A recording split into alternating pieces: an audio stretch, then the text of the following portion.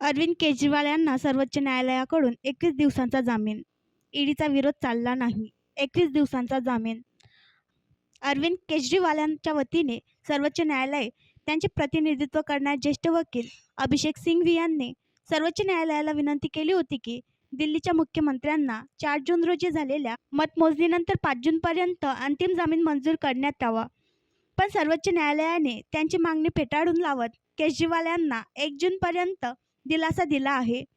लोकसभा निवडणुकीच्या शेवटच्या टप्प्यातील मतदान होईपर्यंत अरविंद केजरीवाल तुरुंगाबाहेर राहणार आहेत. दिल्लीचे मुख्यमंत्री अरविंद केजरीवाल यांना लोकसभा निवडणुकीच्या प्रचारासाठी जामीन मंजूर करण्यात आला आहे.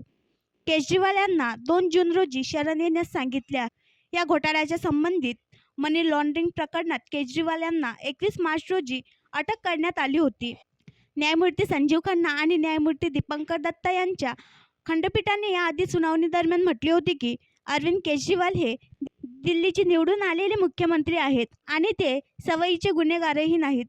5 वर्षांनंतर विधानसभा निवडणुका होत आहेत, त्यामुळे केजरीवाल यांना जामीन देण्यास कोणत्याही प्रकारचा आक्षेप नाही.